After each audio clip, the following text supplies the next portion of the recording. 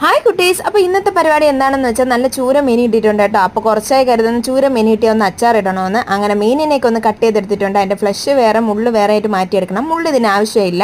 അപ്പം മീനിനെ ചെറിയ പീസസ് ആക്കി കട്ട് ചെയ്ത് ഇനി നമുക്ക് അതിനെ ഫ്രൈ ചെയ്യാനുള്ള പരിപാടിയാണ്. ആദ്യം തന്നെ കുറച്ച് മഞ്ഞപ്പൊടിയും ഉപ്പ് കുരുമുളക് പൊടിയിട്ട് അതിനൊന്ന് മിക്സ് ചെയ്ത് വെക്കുക. അതിനുശേഷം ഒരു പാൻ അടുപ്പത്ത് വെച്ച് ആവശ്യത്തിന് വെളിച്ചെണ്ണ ഒഴിച്ച് ചൂടാകുമ്പോൾ നമുക്ക് മീനിനെ ഇട്ടൊന്ന് ഫ്രൈ ചെയ്തെടുക്കാം കേട്ടോ. അങ്ങനെ എല്ലാം ഫ്രൈ ചെയ്തെടുത്തിട്ടുണ്ട്. ഇങ്ങനെ കഴിക്കാൻ തന്നെ അടിപൊളി ടേസ്റ്റാണ്.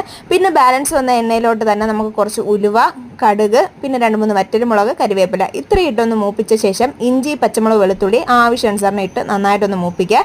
പിന്നെ ഉള്ളത് ഒരു ശകലം ഉലുവയും കടുകും കൂടെ ഒന്ന് ജസ്റ്റ് മൂപ്പിച്ച് അതിനൊന്ന് ക്രഷ് ചെയ്തെടുത്ത് അതും കൂടെ ഇട്ടിട്ടുണ്ട് കേട്ടോ. പിന്നെ കുറച്ച് മഞ്ഞപ്പൊടിയും കുരുമുളക് പൊടിയും ആവശ്യാനുസരണം മുളക് പൊടി, ഇത് കാശ്മീരി ചില്ലി ആയതുകൊണ്ട് തന്നെ ഒരു 5-6 ടീസ്പൂൺ ഇട്ടിട്ടുണ്ട്. പിന്നെ നല്ല തിളച്ച വെള്ളം കൂടെ ഒഴിച്ച് അതിനൊന്ന് കുറുക്കിയെടുക്കുക.